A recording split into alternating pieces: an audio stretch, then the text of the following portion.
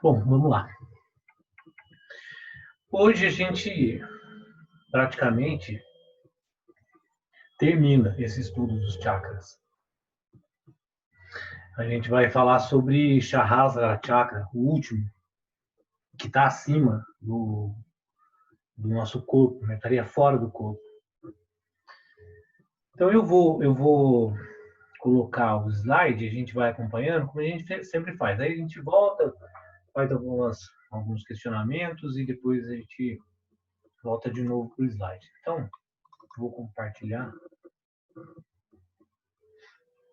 e a gente vai acompanhando pelo slide. Bom,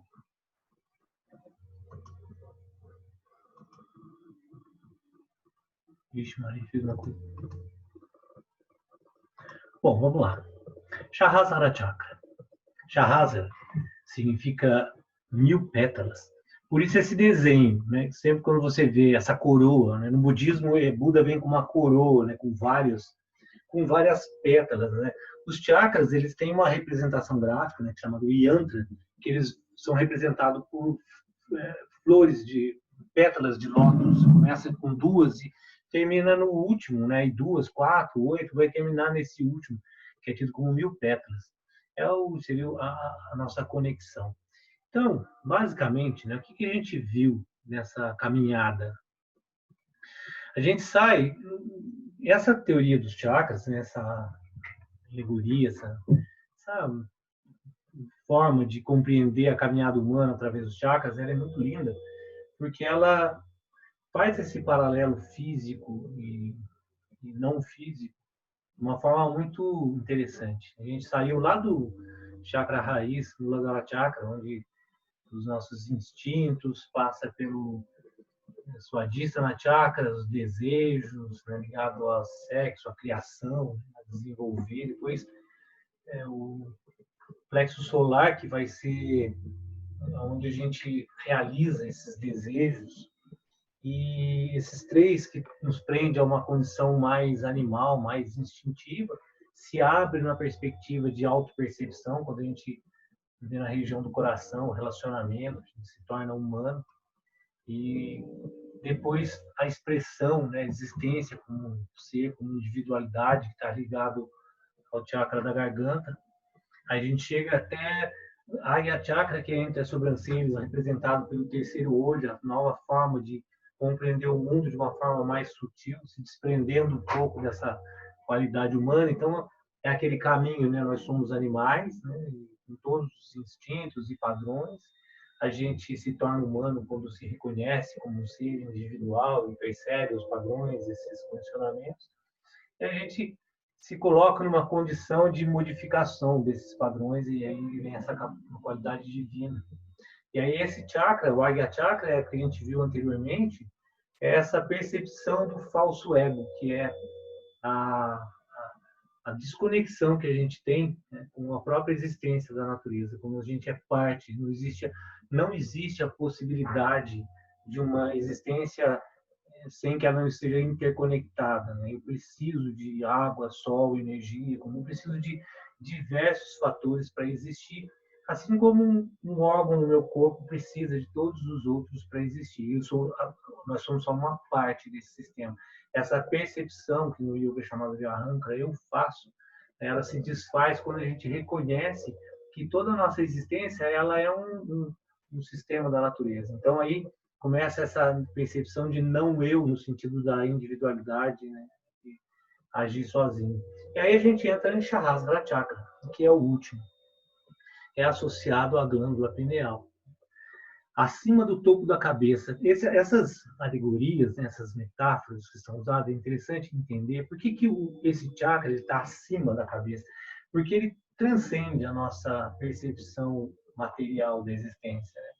E está relacionado ao Om, né, que é o som cósmico, que é quando a gente consegue, a gente vai ver isso de uma forma muito bonita. Eu usei uma visão de Sri Aurobindo, ele tem uma visão muito bonita do yoga integral, né, do que é essa reconexão, né? E a gente vai ver hoje, por isso eu até coloquei no grupo lá, né, que é uma aula importante, porque a gente vai ver como essa compreensão de entrega, de transcendência, de reconexão, ela transcende a religião e transcende dogmas e transcende essa percepção mais né, identificada com a linguagem em si. Então, a característica fundamental desse chakra é rendição, humildade, que o preenche enquanto você curva perante o infinito. A gente vai entender bem isso. Né? Levar a cabeça à terra significa a gente reconhecer que nós somos esse universo, parte dele. Né? Nesse centro, são juntadas as forças mais sutis, disponíveis no sentido de integridade. Esse é o chakra, se a palavra religião é religar, né? Esse é o chakra do religar. Né? Esse é o último ponto do ser humano se desprender da condição humana, que são as condições dos santos. O ponto onde se alcança no yoga é chamado samadhi. Samadhi, sama, significa equanimidade, né? Equilíbrio. E dhi vem de buddhi, de inteligência. É quando a mente, num estado de equanimidade, equilíbrio, né, consegue a compreensão correta da existência, com inteligência, que é quando a ilusão dessa percepção individual se desfaz. Samadhi é o quarto dos 4 estágios que são colocados na nossa existência. Né? Acordado, que a gente está agora, quando a gente sonha e recria uma nova existência, acredita nessa existência, sonhando. E aí, quando a gente dorme profundamente, a gente perde essa capacidade de individualidade, mas ainda a gente existe, que seria esse estado meditativo profundo, mas sem consciência. Samadhi é levar consciência a todos os estados. Aí Nirvana, Buda significa despertar, que é bem claramente isso. Né? A gente está sonhando, acreditando nessa construção mental que a gente faz do mundo, e num determinado momento, assim como no sonho com sonho, a gente desperta desse estado, né? E percebe que tudo é uma interpretação da mente. Turiya, no Shivaísmo, são vários nomes que vão dar Nir, né? Nir de fora, de acima, Vana acima das sombras. São vários nomes que vão se dar para esse estado onde não existe mais uma identificação com a interpretação que a minha mente tem do mundo. Eu só consigo isso nesse estado de quietude, onde é muito usada a metáfora do oceano, né? Que as ondas e embaixo é o sistema de equanimidade, quietude. Nada mais atinge quando você chega a esse estado, que no yoga é pratyahara, você traz os sentidos para dentro, não é mais interferência externa. Seria um estado constante meditativo, né? O Yoga Nidra é exatamente essa técnica de levar a um sono acordável. A gente fez lá Yoga Nidra, mas uma coisa mais simples, né? Como uma forma de relaxamento profundo, mas Yoga Nidra mesmo é esse sono acordável, manter esse estado alerta, apesar da mente estar absolutamente quieta. Eu usei aqui o Salomão na Bíblia hebraica e Jesus para mostrar que nas outras tradições, é a mesma percepção, né? Quando diz eu dormia, mas meu coração me velava. É muito linda essa frase, porque é exatamente nesse sentido, né? Enquanto a mente cria essa percepção, a gente já falou bastante sobre isso, mas só para ficar mais claro, né? Eu recebo informações, meus sentidos, concebo uma ideia do mundo através da minha mente, que é só uma ideia, né, e acredito no que eu estou concebendo. Né? O exemplo sempre bem fácil é eu coloco um óculos de microscópio, tudo que eu vejo é outra coisa, existe outro mundo. Eu continuo a mesma pessoa, no mesmo tempo. O mundo é exatamente como ele é, só que ele se transforma numa outra coisa se eu alterar um dos meus sentidos. E aí, se eu colocar esse óculos, olhar e acreditar no que eu estou vendo, toda a concepção de mundo é aquilo que eu acredito. Então, quando eu durmo, quando essa mente ela cessa essas flutuações, aí o coração vela, né? Até no yoga é tido que a mente nasce no coração, né? E vai para Vedanta, nasce no coração e vai depois para entre as sobrancelhas, porque quando eu paro toda essa percepção, né, aí eu vislumbro uma realidade que está além dessa concepção que eu crio do mundo. É quando Jesus coloca, né, antes de Abraão eu sou, que é essa contínua consciência que está além das formas, nome e objeto, né? Eu concebo a qualquer coisa que eu vejo, dou um nome, uma ideia e uma forma, mas é uma ideia minha.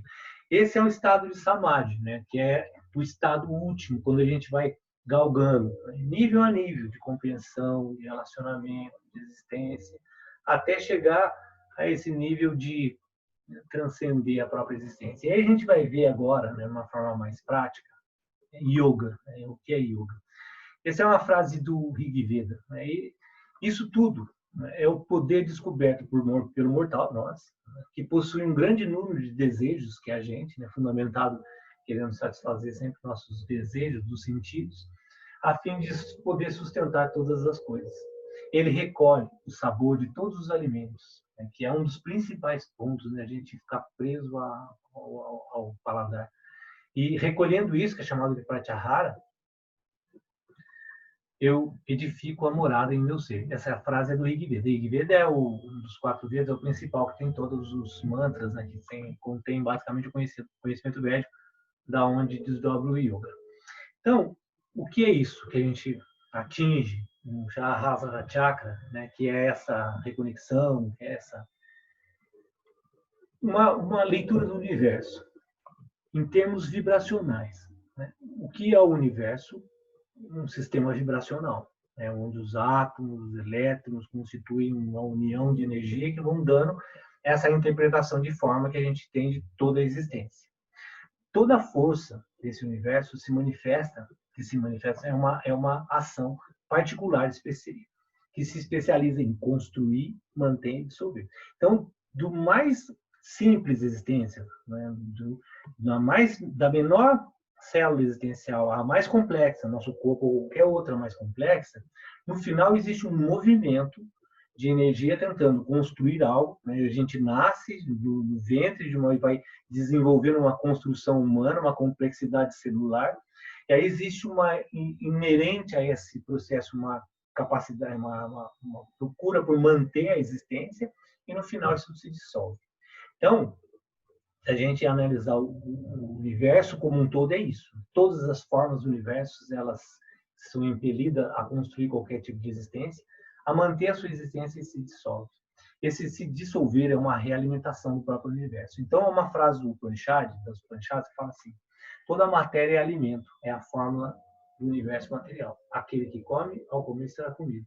Então, quer dizer, todo o universo, ele é, e isso, construir, manter e dissolver, é representado mitologicamente por Shiva, né, o Brahma, que é o criador, Vishnu, que mantém, e Shiva, aquele que dissolve, que renasce. Né? Percebe que as mitologias, né, elas vão construindo uma linguagem para expressar essa forma de entender o universo. Voltando, né, um pouco ao que eu sempre falo, pensar que esse texto foi escrito há milhares de anos para qualquer língua, qualquer pessoa, em qualquer momento entender.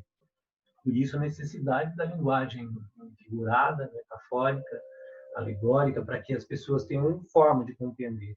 E é linda essa compreensão, tomara que eu consiga me expressar de forma clara, mas é muito bonito que a gente vai entender que o universo ele é uma expressão de energia no qual a gente fica tentando, que a gente fica criando figurações sobre isso, né? Interpretações, tentando entender. Então, esse processo de devoração, né, mútua, devoração no sentido que uma forma existe, tenta se manter, se dissolve e ela alimenta outra. E esse é o universo. O universo é esse processo de devoração mútua, onde uma coisa serve de alimento para outra sempre.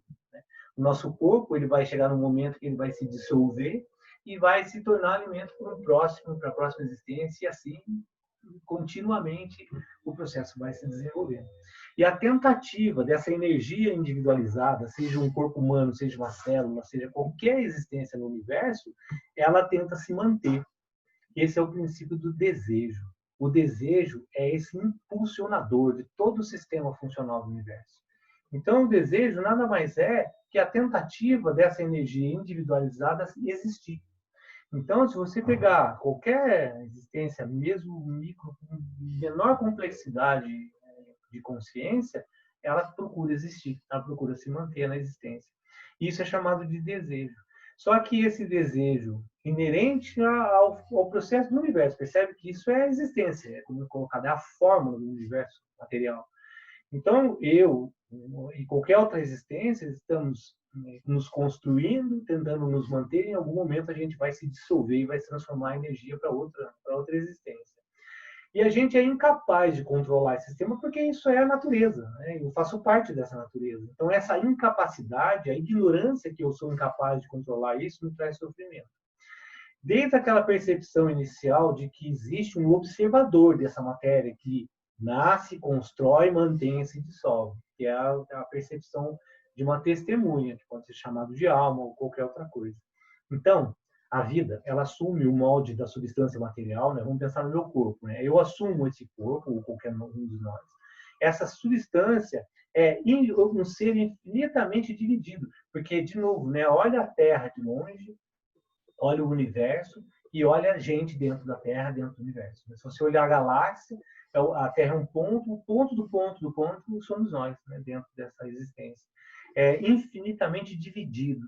Só que esse ponto do ponto do ponto, ele olha e fala assim, nossa, eu sou, né? eu me acho, né? Eu sou o rei da cocada.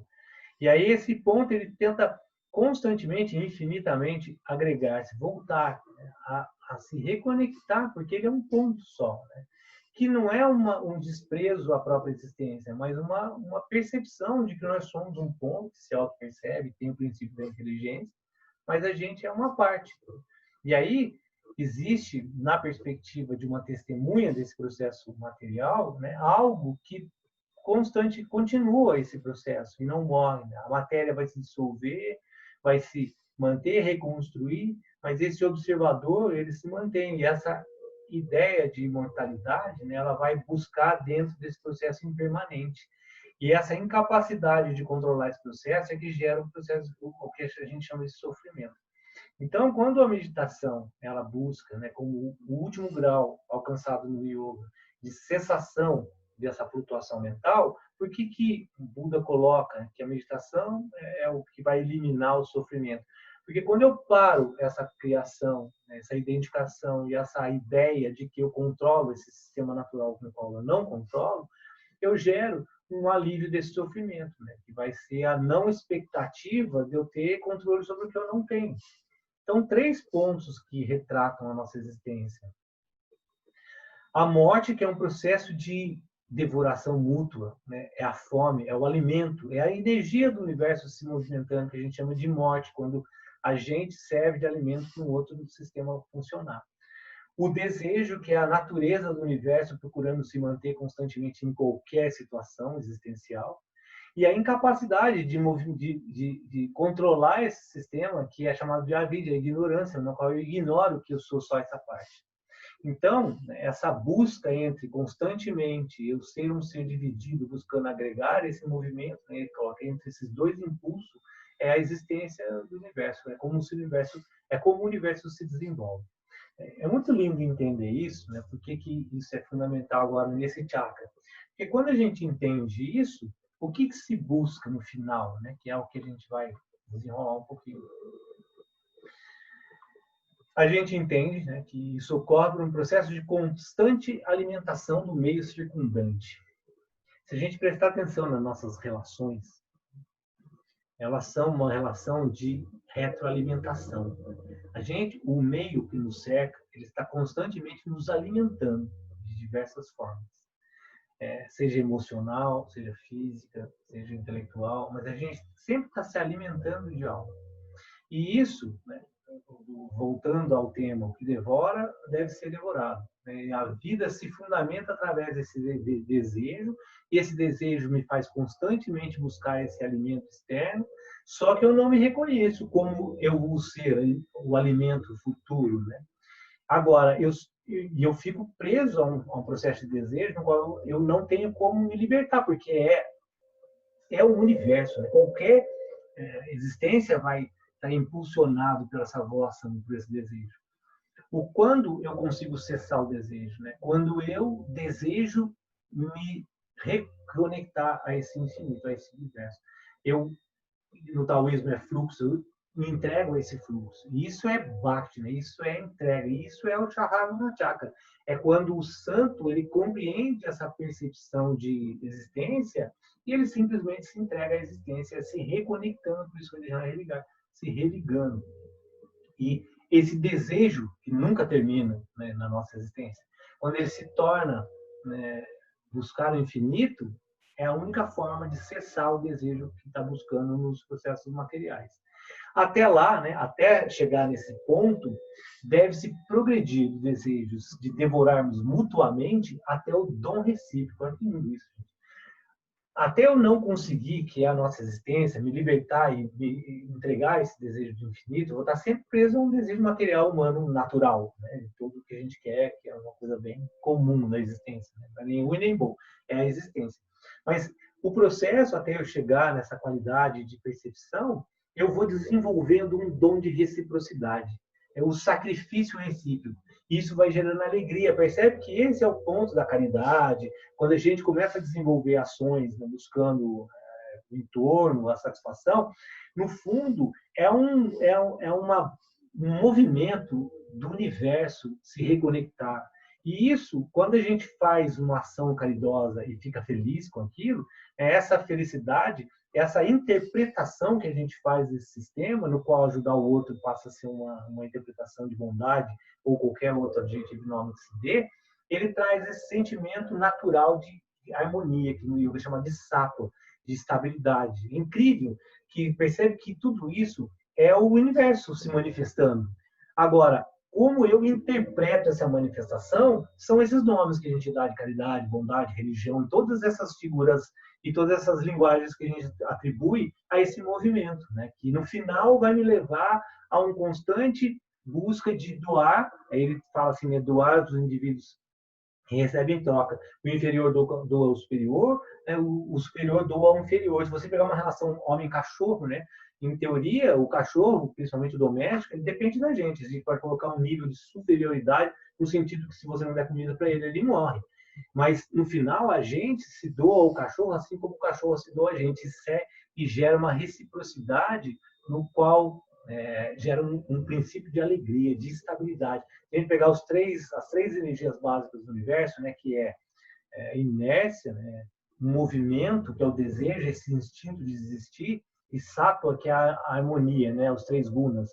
Tudo é uma composição desses três movimentos. Se você pegar isso, né, o que a gente está falando? Que sattva, que é atribuído à bondade, a equilíbrio, a harmonia, todas essas palavras, no final, é esse sentimento de reciprocidade que é inerente ao universo, buscando essa reconexão, essa infinita busca por reconexão. E aí eu atribuo isso a, sei lá, a dar dinheiro, valor e caridade para alguém, e eu me sinto bem com isso, mas no final é esse intervalo, né? Onde eu estou preso aos desejos, começam lá no primeiro chakra, né, de sobreviver. O primeiro desejo humano qual é? Sobrevivência. Eu preciso existir. Tem alguém que está com o microfone aberto. Eu preciso existir. Aí ele vai subindo até chegar nessa qualidade do desejo do infinito. E aí olha que frase linda que eu até reforcei ela. É quando a lei da fome, fome no sentido de que todo o universo se autodevora, né? No sentido que tudo é alimento de tudo. Né? Uma hora, cada existência vai alimentar outra existência. Então, quando essa lei de fome se transforma em lei do amor, de reciprocidade. Quando a lei da divisão se transforma em unidade, porque daí não tem mais separação. E aí, nesse ponto, a morte se transforma em imortalidade, porque no final, o meu corpo ele vai alimentar uma outra estrutura de energia e continuamente o universo vai sempre se transformando dessa forma. Na hora que eu entro num ponto existencial e começo a conceber o universo através desse ponto, isso é, no judaísmo, é chamado de Anu, a parte infinitesimal. É muito claro você ver a Terra de fora, aí você vê a experiência da existência através de um ponto. Mas se você olhar a Terra de fora, a gente é menos que uma formiga no formigueiro. Aí a gente entra nesse ponto, através desse ponto a gente experiencia toda essa existência. E aí, através dos meus sentidos, eu começo a captar informações e vou concebendo ideias. E essas ideias vão me transformando num ser que acha que faz alguma coisa, percebe? Que não estou diminuindo a nossa existência, não. Ela é tão linda porque nós somos toda essa existência. Só que quando a gente percebe isso, a fome de se autodevorar mutuamente se transforma em amor. É lindo, né? E percebe que esse amor não é aquele amor da história desse amor hollywoodiano, é a verdadeira compreensão de que tudo é uma coisa, e não é aquela coisa de unidade, gratidão de Facebook, né? e realmente nós somos uma coisa só mesmo, se autotransformando e observando essa constante essa constante mutação, que é muito lindo no yoga traduzido isso no Vedanta, né? Traduzido isso como Brahman, Vishnu e Shiva, né? Brahman é a criação, Vishnu é a manutenção desse universo constante e Shiva é essa constante renovação. Eu vou fazer uma pausinha aqui, aí eu vou sair para se alguém quiser fazer alguma colocação, e daí a gente vai terminar essa último bloqueio, né? Chamado bloqueio desse chakra, né? Então eu vou interromper aqui. Se alguém quiser fazer alguma colocação, fica à vontade.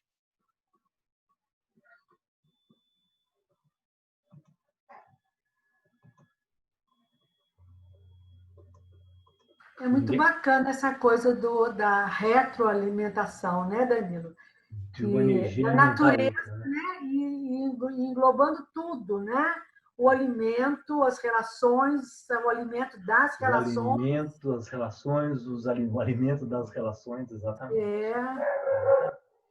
É muito lindo. E quando você estava falando, eu estava aqui me lembrando, está relacionado também com aquela coisa que a gente aprendeu na escola da lei do Lavoisier, né? Que nada se cria, tudo se transforma, né?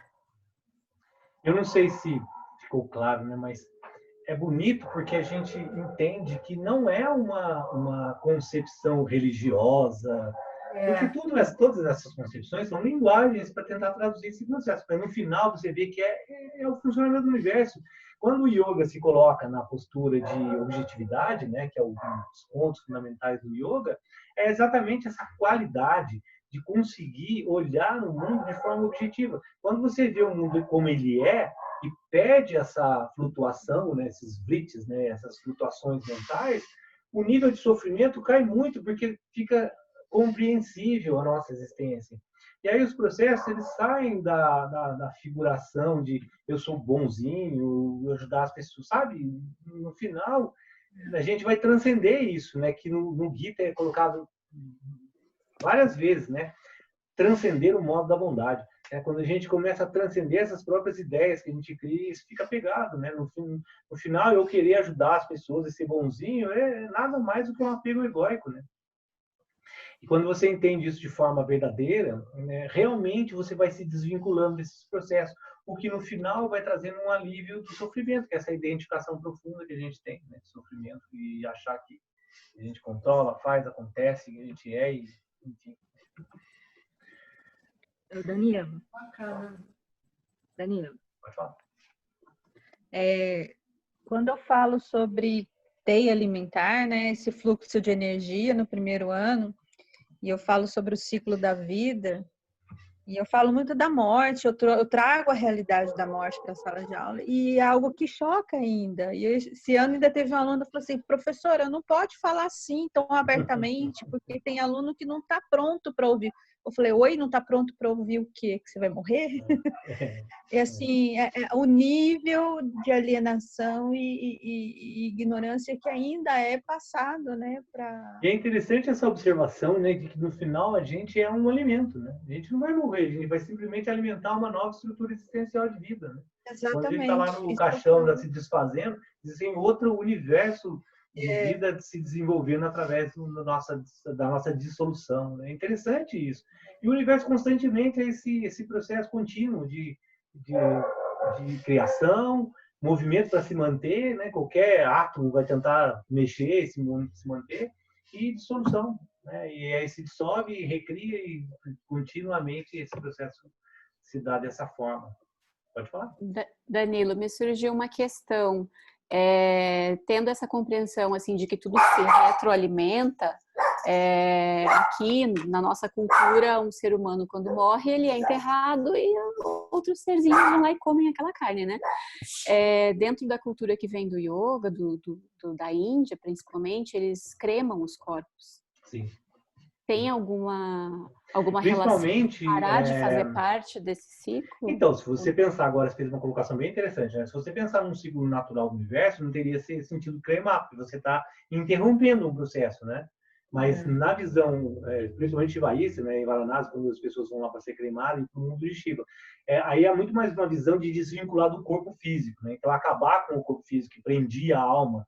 Né? Mas, então, quem sou eu para falar isso? Mas, né, quando você coloca uma linguagem figurativa numa coisa e você acredita na linguagem, transforma nisso.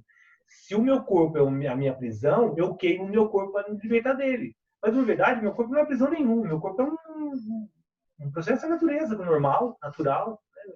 Ele não está prendendo ninguém, não está fazendo nada, ele simplesmente existe. Agora, se eu atribuo ele à minha prisão, ao meu processo de sofrimento, aí eu quero me libertar dele. E moksha seria se liberar do seu corpo, né? Então, naturalmente, eu vou queimar o meu corpo para que ele fique e eu não tenho mais nenhum apego sobre ele. Mas aí é só uma interpretação mental.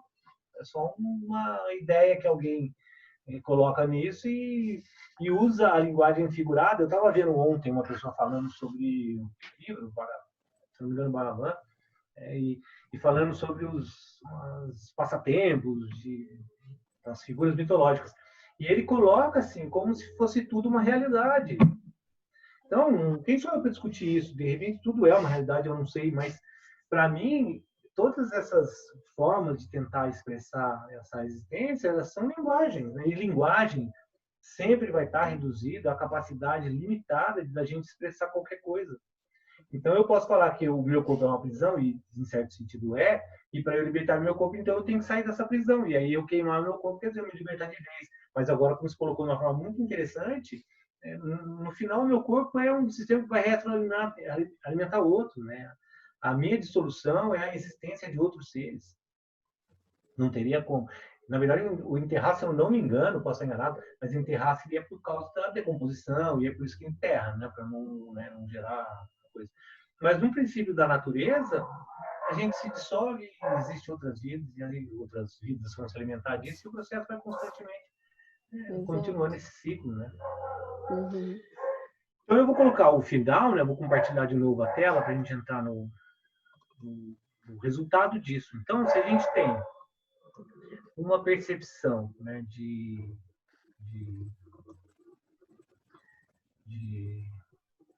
unidade, onde se transforma a mortalidade, como termina isso, né?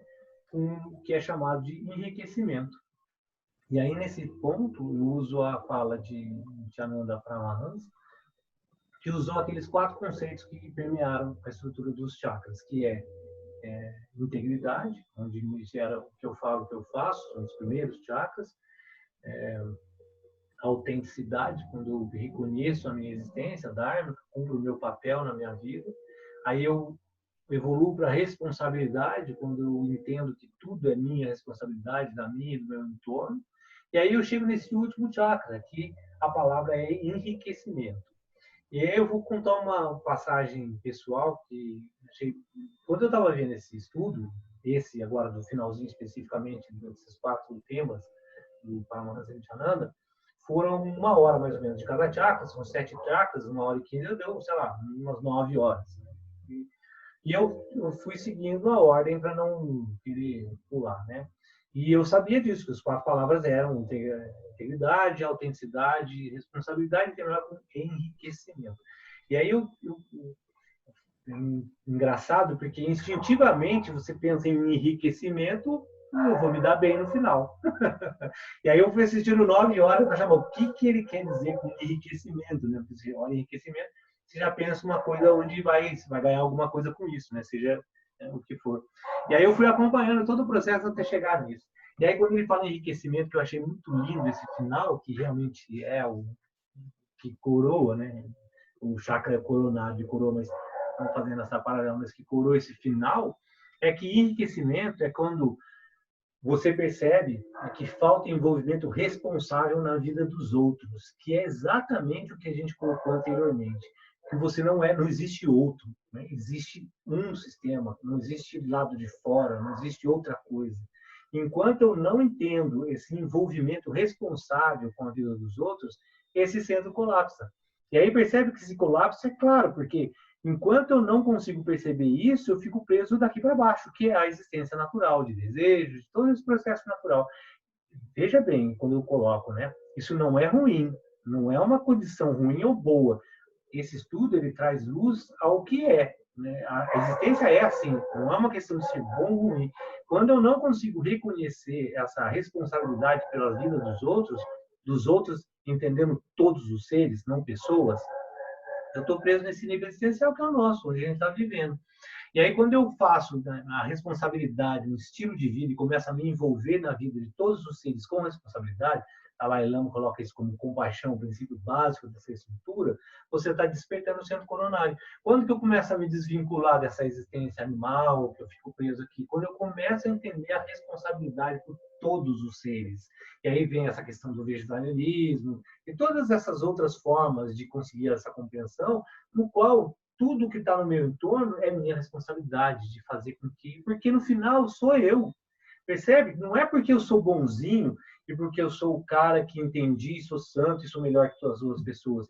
Simplesmente porque a qualidade de levar a menos flutuações, desejos, menos envolvimento com os meus sentidos, me levam a uma percepção clara de que o entorno sou eu. Então, não existe eu fazer bem ou fazer mal, existe eu manter o sistema inteiro funcionando. E isso desperta, então, esse último chakra. E isso significa enriquecer constantemente ao seu entorno. Então, o último desbloqueio, que seria o sétimo, né? Enriqueça-se e enriqueça-se aos outros continuamente. Olha essa frase, enriqueça-se e enriqueça os outros continuamente. Porque na medida que você não tem capacidade de começar lá do começo, se autodesistir, os desejos sexuais estão resolvidos no sentido mais básico da existência, o princípio de interação, toda a existência básica não está resolvido, você não tem condição de ajudar ninguém. Na medida, eu só vou conseguir enriquecer o meu entorno quando eu tiver com essa compreensão estável. E primeiro eu tenho que me enriquecer. Isso não é um processo egóico, é um processo natural de autorrealização. Quando a gente está estudando outro livro lá, O Caminho da Autorrealização, é a mesma estrutura, de outra forma, mas mantendo o mesmo processo, né? Eu preciso me reconhecer na existência. Então, enriquecimento, que é esse último, é o meu comprometimento com a possibilidade de você e a vida ao seu redor, entendendo que tudo é vida ao meu redor, viver num espaço de expansão e completude. Isso é viver uma vida de iluminação no sentido de clareza, né? Não tem mais... O meu entorno é a minha existência. Eu preciso... E quando o santo percebe isso, o que ele faz? Ele tenta resolver o entorno dele, ele não quer mudar o mundo. E é uma diferença muito grande nessa percepção, né? Nós não vamos mudar o mundo, e é aquele sentido que assim, 3 palavras que definem a existência do universo, né? Morte, que é a fome, o desejo, que é o princípio básico de se manter, e a incapacidade, né? Que é o terceiro ponto fundamental. Eu só existo nesse sistema universal. Eu não mudo nada. O universo não vai mudar porque eu acho alguma coisa. E aí o que o santo entende? Profundamente isso, né? E aí ele se desvincula dessa existência material, porque ele não tem mais apego a esse processo impermanente, e ele sabe que ele não vai mudar o mundo. Então, o que ele faz? Ele enriquece o seu entorno. E aí a Madre Teresa vai ajudar os povos da Índia, não vai ajudar os povos da África, ela é Índia, né? Se o movimento dela crescer e for ajudar, ótimo, mas não, ela vai fazer aquilo que ela pode. O outro vai ajudar da forma que pode o seu entorno. Às vezes o entorno ele se expande, uma capacidade até mais profunda de expansão, mas é sempre a preocupação de manter enriquecido, né, o seu espaço do entorno. E aí, quando você não está feliz, seu centro coronário colapsa. E a gente, na verdade, 99,9% do tempo não está feliz, porque a gente está sempre buscando algo para satisfazer esses desejos constantes, os 5 cavalos da carruagem, né, que normalmente a rédea não segura, eles estão correndo cada um para um lado. E é porque a sua infelicidade é porque você desistiu de você mesmo. E aí você desiste dos outros. Que o primeiro, não sei se vocês lembram, né, no chakra anterior, fala assim, né? Aquilo que eu crio dentro de mim normalmente é menor. Aquilo que eu exponho fora de mim normalmente é maior. Então, o primeiro passo é eu desistir de mim, né? Eu começar a me achar menos e começar a desistir. E aí, na medida que eu faço isso, eu desisto dos outros também. E aí ele termina com essa frase, né? Não desista de você, nem dos outros. Esse é o segredo do enriquecimento e isso manterá o seu chakra vivo.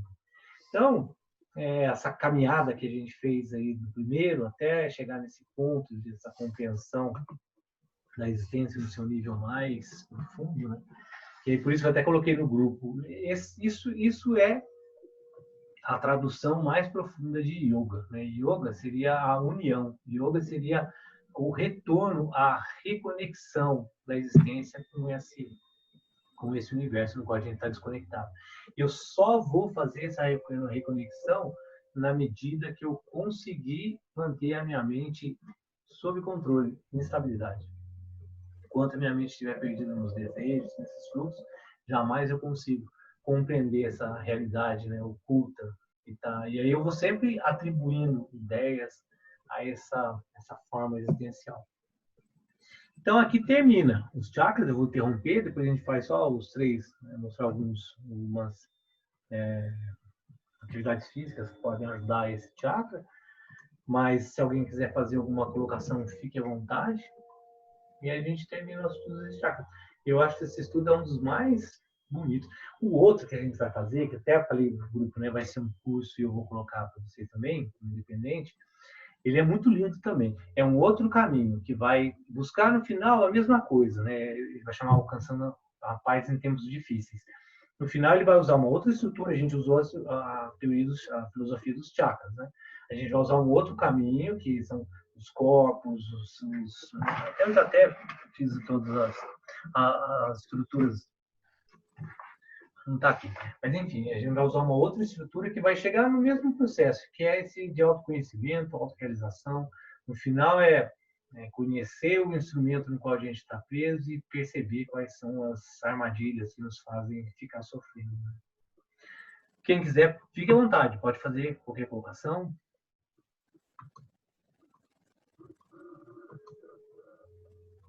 Danilo. Oi? Pode falar? Pode falar. O slide mostrou que esse chakra está fora do corpo, mas ele está dentro do nosso campo energético. Sim, sim. Mas ele está fora. Justamente essa linguagem de se colocar fora é porque ele não é físico. Toda essa percepção, ela transcende o aspecto físico. Porque enquanto eu estou preso no processo mental, eu tô, como o Flávio colocou na outra colocação, estou preso em Maia, né, nessa ilusão. Quando eu saio da ilusão, então saio desse aspecto físico, emocional, mental. Por isso que ele é colocado como um chakra fora. O coronário, ele está além disso. Uhum. Eu não sei vocês, mas o que eu acho mais lindo nesse processo todo, nesse estudo todo, é a capacidade de perceber que é uma existência do universo, né? Não é uma filosofia, não é uma colocação filosófica de que você tem que acreditar em alguma coisa lá. É uma compreensão, porque o que ele está falando, né? O universo, ele tem uma expressão natural de se manter, qualquer energia, e essa energia se manter vai se dissolver, e essa dissolução contínua é uma existência, no qual eu sou essa existência. Eu existo, eu tento me manter nessa existência, eu percebo ela e me dissolvo. E eu vivo um constante processo de religação a esse sistema todo no qual eu faço parte. Só que a minha mente me desconecta disso, e eu fico criando situações mentais absolutamente ilusórias e acreditando nelas e sofrendo por elas. Percebe? E aí é básico você entender que como é que eu cesso isso? O primeiro, até hoje eu vou começar a falar do Yoga Sutra no Instagram. Se quiser acompanhar lá, né? O que é o primeiro sutra? Cessa as flutuações. O que é yoga? Né? O primeiro sutra é o que é yoga? Yoga é cessa as flutuações mentais. Enquanto eu estiver viajando, sofrimento. Buda colocou isso, todos colocam isso no final, todos colocam isso. Cessar essa visão mental. E não é cessar no sentido de parar de pensar, você não tem como. É cessar no sentido de treinar a mente a se desvincular, que é vairagya, desapego, a se desapegar dessas ideias. A ideia eu vou continuar tendo, a visão de trazendo, a linguagem eu vou continuar usando, só não vou mais me apegar a isso, porque eu sei que isso é transitório. No final, eu vou virar comida, vou ser comido por alguém que eu como. É a natureza do universo, né? Essa transformação constante.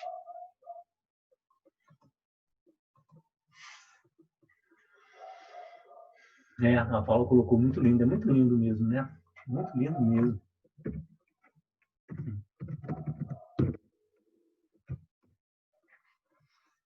Mais alguma pergunta? Alguém quer colocar mais alguma coisa? Fica à vontade, gente. Estou tentando achar onde é que eu coloquei o estudo seguinte. Eu até coloquei em algum lugar já. Vai ser muito legal também. A gente vai começar a entender os 10 corpos. Aí são uma visão do que os chakras trabalham com 7 níveis, né? Aí tem uma outra linha que trabalha que nós somos 10 corpos. E aí a gente vai entender esses 10 corpos. Depois a gente vai ver encontrando o autoconhecimento da verdade, a cura, o que é cura, que é um outro conceito muito interessante também. A gente fica muito cura no sentido de tirar uma doença, né, prolongar nossa vida. O que realmente é cura, né? O que é manter o nosso sistema harmônico, estável, né? O que é se curar de alguma coisa? Né? A gente vai ver, no final a gente vai fazer uma caminhada aí para de uma outra maneira entender também a mesma coisa. Mas falei, gente, já falei muito já. Quem quiser perguntar alguma coisa, fica à vontade. Interessante é que todas as filosofias acabam no mesmo ponto, né, Danilo? Você viu aquela frase bíblica do Salomão do Livro? Onde ele coloca, que eu achei super legal. Eu dormia, mas meu coração me velava. No final, a mente para, mas existe a testemunha que continua. Que é o que o yoga mais busca, né? Parar a mente e continuar o observador. E o que o Vedas, né? O livro mais antigo que você fala, a escritura, né?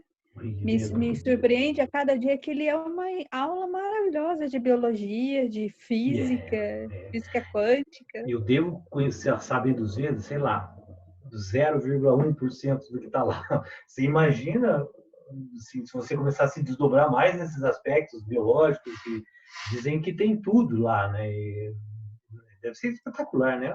Deve ser uma coisa que os sábios ficavam se debruçando sobre isso, né? A vida, para tentar nos passar a parte disso.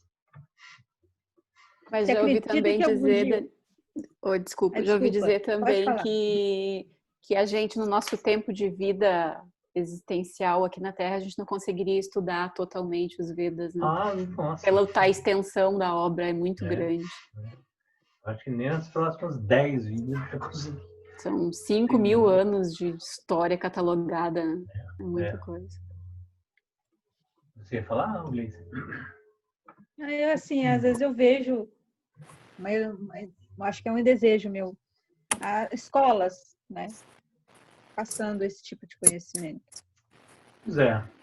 Quem sabe, né, com essas viradas todas que o mundo está dando, né, o ensino também tem.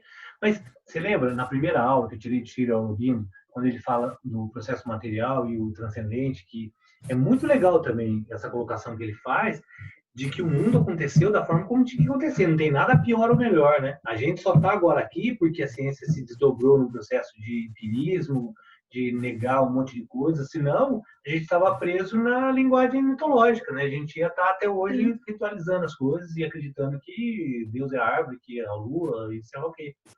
Muito louco, né? Todo esse processo científico que a gente passou foi absolutamente necessário para que a gente se desvinculasse de vários processos e conseguisse chegar a essa lógica que a gente está. O que eu acho incrível é que isso é a gente, mas os caras já sabiam, né? Eles já escreveram tudo isso. Isso, isso que é mais louco. Né? Isso que é surpreendente. E o que eu acho também é que, assim, observando de forma bem mental mesmo, é um espaço de tempo que a gente está evoluindo, é muito curto e a evolução é muito rápida. Eu vejo, você vê aí em 200, 300 anos, o tanto que a gente já evoluiu. Que é essa transição, né, que a gente está vivendo. Teve esse impulso tecnológico e tal para poder a gente mudar de frequência e entender o mundo de outra forma. Então, só vou colocar o finalzinho aqui, que é que fisicamente... seria até grosseiro falar, né, que fisicamente a gente conseguiria atuar nesse campo último do Sahasrara Chakra. Mas, enfim, né, quais seriam a proposta de prática desse? Meditação, todas. Aqui, Mahabandha, que é nada mais do que levar a mente a um estado muito profundo. O que é Mahabandha? É essa postura aqui, de colocar o pé na parte interna da coxa, estende e segura, pressiona o dedão, né, que em teoria ativaria a glândula pituitária, e aí você aplica Jalandhara-bandha, que é trazer, nesse caso, sim, trazer o queixo no peito, fechar a glote, contrair a estrutura do esfíncter anal, que chama de Mula-bandha, puxar a barriga para dentro, que é Uddiyana-bandha. Aplicar as 3 travas nessa postura e aí inspira, retém e fica na retenção. O que é isso, né? Você travaria toda a energia, mantinha a retenção, e a ideia de levar sua mente a um processo profundo de pausa, né? Essa é o Mahabandha. E Satkriya, que na tradição do Kundalini Yoga é super importante essa prática, né? Que é aquela satna fica puxando a barriga para dentro. Então, esses 3 seriam três exercícios, vamos dizer assim, para manter, né, esse chakra, esse sistema mais harmônico. E aí aqui, né, o que é o sentimento? É de estar separado da existência da mudança, o medo da morte, né? Porque o medo da morte é nada mais do que não acreditar na nossa existência como alma, né? E é o chamado a ignorância primordial. Então a gente termina aqui. A gente vai terminar com uma meditaçãozinha de 3 minutos, rapidinho, que é para esse chakra, despertando a intuição. Intuição nada mais é que isso, né? Essa compreensão além da realidade, que não está presa à mente. Representa a humildade, o 10º portão, ou seja, dá uma conexão com o eu mais elevado, tudo isso que a gente já falou. A postura é normal, sentado, Dhyana Mudra, que é o mudra do conhecimento, o Drishti concentrando na ponta do nariz, e o mantra é Ansang Waheguru, traduzido, o ser infinito, Deus está comigo. Que é exatamente o que a gente falou, né? Nós somos esse ser infinito, nós somos todos. E vibra em todas as moléculas do meu ser, porque todas as moléculas do meu ser é esse universo que sou eu, que sou parte de tudo, que se você olhar de longe, eu sou uma molécula que já juntando e faz a Terra e faz tudo. E nós somos esse infinito, fazemos parte, vibramos junto com tudo isso. E é esse mantra, Ansang Waheguru. Lembrando que o Waheguru é essa exaltação ao conhecimento. No final a gente inspira, segura, expira, inspira, segura, mais 3 vezes termina. Tranquilo? Mais alguma colocação? Fiquem à vontade. Posso colocar o mantra? Então vamos lá. A postura é sentado, Dhyana Mudra, indicador no polegar, palmas viradas para cima. E aí a gente faz 3 minutinhos só para encerrar esse mantra Ansang Waheguru. Então, vamos lá. Coluna reta, mantenha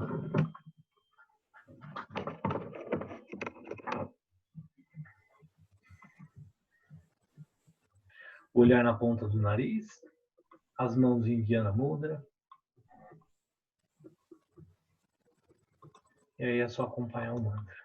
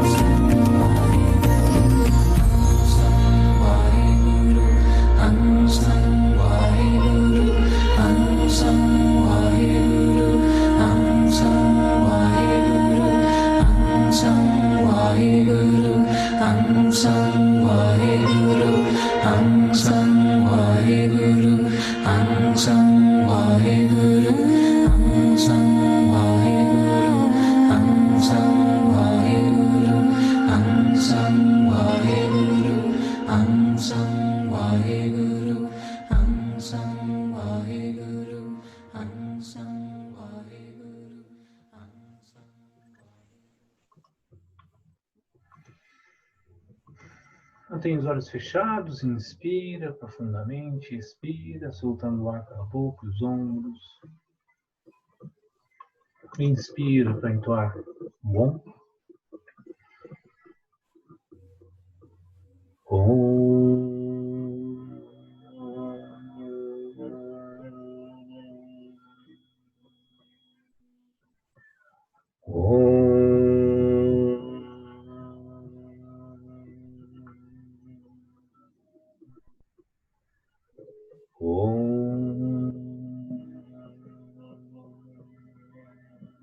Shanti, Shanti, Shanti. Namastê. Namastê. Muito bom, não? Leve.